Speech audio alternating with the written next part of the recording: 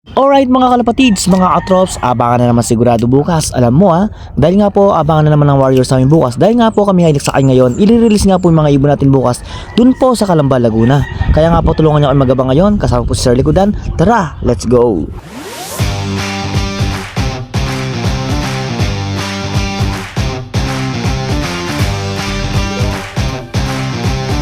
Alright mga kalapatids, abangan na nga ng mga Warriors natin. Galing po sa Calamba, Laguna. Calamba, Laguna. Ay magabang na tayo ng mga Warriors natin. Ng Panrace 2. Second lap ng Panrace 1 sir. Yan, kaya magabang na tayo ng mga Warriors natin. Galing po ng Calamba, Laguna. Speedan po na pala natin ngayon ng mga atrops ay yung 1-2 speed nasa 851 mga atrops. Ang oras natin ngayon nasa 8:30 na, kaya magabang na tayo ng mga alagang Warriors natin. Kabang nagabang, yan mag-almusal muna tayo dito. Kape-kape at pandesal. Alright mga katrops, abangan na. Ito may ayun may paparting na. Oh. Ay di, lumagpas. Hindi sa atin ata. Lumagpas hindi sa atin mga katrops. O yan, abangan na. Kaibigan, ang mga kabataan napapasaya niya dahil sa mga kalapati pag-asa ang dala. Marami ng kaibigan dahil sa kabutihan. Si Trops Love TV tunay na kaibigan. Kahit saan makarating, ang pangalan niya dibit. Inspirasyon sa masa, wag lang basta mag-ibig. Kahit mahirap di sumuko, yan ang natutunan kay Trops Love TV, idol sa kabutihan. Kaya kung di mo pa siya kilala, wag mag-alala. Si Trops Love TV dito para sa masa. Kahit mahirap ang buhay, tuloy lang ang laban. Si Trops Love TV lagi mong maaasahan.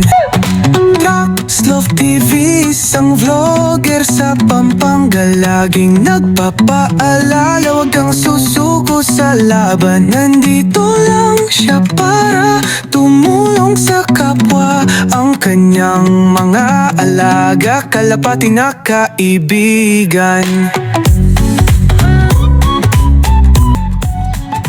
Dito nga mga katrops, bigla po dumating yung alagang Warriors natin na pinakauling darating mga katrops. Dahil naisipan po namin, kulang pa pala po kami ng isa mga katrops. Kaya dali-dali namin pinapasok itong ibon namin na naiiwan. Itong ibon na nga nito umuwi mga katrops ay nasa 700 o 800 po yung speed. Kaya po ikakrak pa natin. Sayang po ang speed mga katrops dahil nga po second lap Panrace po namin. At syempre nakasali rin po yan sa Panrace 1. Kaya mga katrops, tulungan nyo kami mag-lock.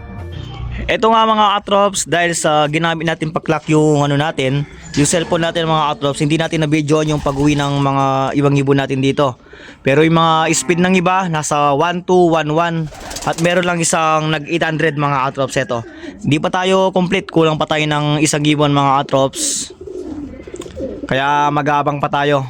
Ito yung mga lagang Warriors natin from Calamba, Laguna. Kaya naglagay muna tayo ng sneaky. Kaya magre-relax na sila niyan mga katrops. Kabang tayo ay nag-aabang muna ng isa pang Warriors natin na galing sa Calamba, Laguna.